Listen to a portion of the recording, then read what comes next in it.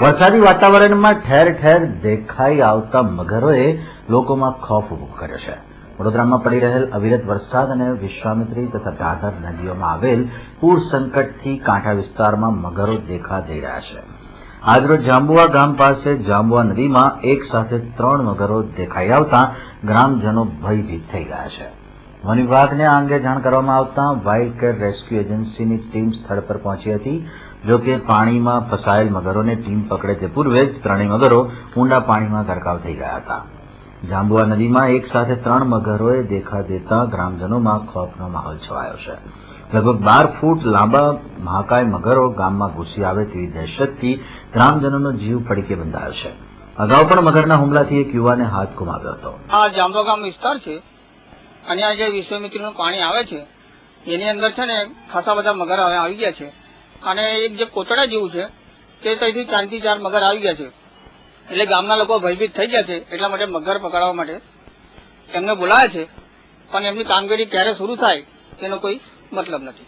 જાણકારી છે મગરવાળા માટે, બીજા કોઈને નહીં. એમની ટીમ આવી ગઈ છે પણ એ લોકો જોવે છે કે પાણીની અંદર અમે પકડી શકતા નહીં. એના માટે અમારે થોડું વિલંબન કરવું પડશે. લગભગ સવારથી 3 મગર અમને દેખાયા છે આગળ, બરાબર. અને અમને 1 કલાક પહેલા બધા બહાર હતા અને અમને પાછા પબ્લિક જોઈને પાછા અંદર જતા રહ્યા. જાંબુઆ ગામના નદીમાં હમણાં 3 મગર હતા, કમ્પાઉન્ડની અંદર જ હતા. તંત્રને જાણ કરી છતાં પણ એ લેટ આવ્યા, ઉભા રહ્યા, જોયું અને છતાં પકડાઈને નીકળી ગયા મગર ત્યાં. એટલે ગામના લોકો ભયગ્રસ્તો છે. નદી ચોફેરા ગામની છે ને ઘરે ગામમાં મગર આવી જાય અને કોઈને પકડીને જાય, એ નુકસાનની જવાબદારી કોણ લેશે? તંત્ર લેશે? આવા પેલા એક બન્યો છે, મગર હાથ કઈડી ખાઈ ગયો, પણ હજુ એને કોઈ સહાયતા મળી નથી. બિચારાને જિંદગી બરબાદ થઈ ગઈ, હાથ ખલાસ થઈ ગયો એનો. અવારનવાર ચોમાસા દરમિયાન આવી પરિસ્થિતિ ઉદ્ભવે છે. ચોમાસામાં તો હોય છે.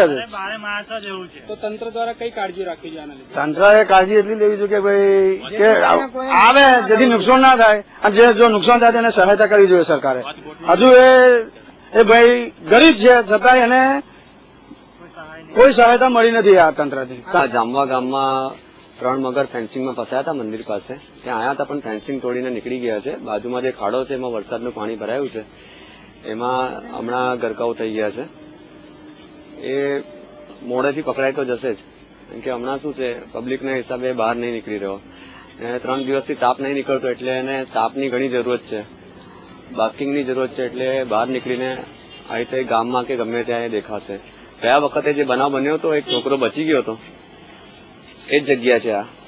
હમણાં જોવા મળ્યા છે મગર, એ 13 ફૂટના, 12 ફૂટના અને 7 ફૂટના મગર છે.